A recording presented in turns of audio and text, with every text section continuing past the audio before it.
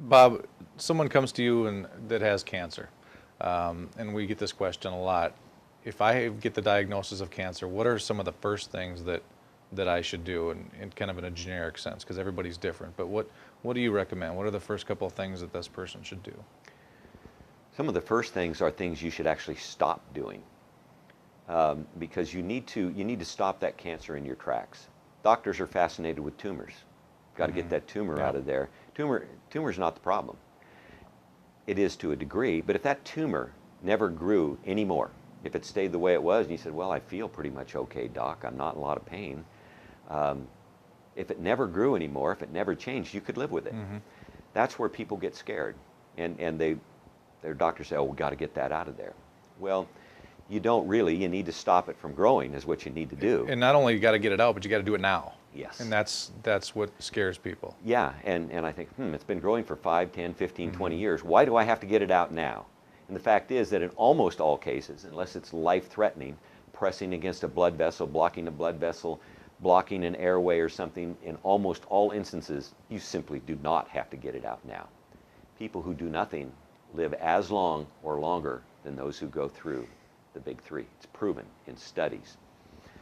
But I would stop a lot of activities because most people, like I said, are acidified. You got to stop cooking your food to death because there's nothing in cooked food that really does you much good at all.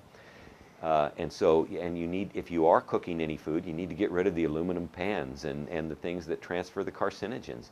You need to stop the lotions and potions on your body. You need to stop eating the things that are acidic. So you need to stop eating out. You need to start producing your own food, eating organic food whenever possible, drinking the right fluids and waters. You need to juice. And you need to start seeking out supplements that will help you reverse this cancer and will help feed your body. If you're diagnosed with a stage 3 or stage 4 cancer, which many are, that's a serious situation. And diet alone may not be able to reverse that. You cannot eat 5 pounds of cabbage, 5 pounds of broccoli, 5 pounds of spinach, 5 pounds of Brussels sprouts a day, and 5 pounds of carrots. You just simply cannot do that. But in fact, you probably need the nutrition from that much organic produce each day to help stop and revert that cancer. So you need to go to the supplements. There's some real game changers out there now. And again, I don't sell any products. And so when we make a recommendation, it's only because it's in the best interest of the cancer patient, and we've researched it and believe it's good. But there are some very good game changers out there, like Relive products. I'll tell you, I can't tell you the number of cancer patients I've talked to whose cancers have been reversed because of what they put in their body. And a lot of them have used these Relive products. They won't tell you that it cured their cancer, and I won't either. It would be irresponsible. But I'll tell you, that's what they changed in their lives. Along with, in some cases, the ionized water has reverted so many cancers. And so you need to start doing the things that will give nutrition to the body, but no sugar. You got to stop sugar because cancer grows and thrives in an acidic but a sugary environment too. Sugar feeds cancer in an anaerobic, sans oxygen type of situation. It ferments sugar to get its energy to perform the angiogenesis, which is putting out new blood vessels so it can go and get more food and more sugar and feed itself. There's a lot going on in angiogenesis today, and of course a lot of drugs are being made now that are supposed to stop that. They don't work, folks. They don't work. The best chemotherapy you can take is the food you eat. Here's a good instance. Graviola, which was discovered in the Amazon rainforest a lot of years ago and was even proven by the American the American Cancer Society to kill cancer cells, was proven to be 10,000 times more effective than adriamycin, which is a chemotherapy drug. There's no side effects. And pawpaw is more effective than graviola. Why wouldn't you take these instead of chemotherapy? Chemotherapy has severe effects. We have a tendency to call them side effects, but they're not really side effects. They are the effects of the drugs you take, and all drugs have almost no redeeming qualities or effects, period. They're synthetic. Your body doesn't like synthetic things. It likes natural things. So the best chemo you can take is the food that you eat.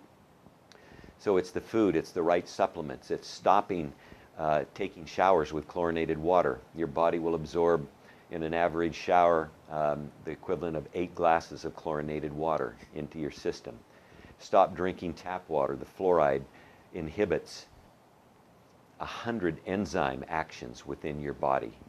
You actually need those to stay healthy.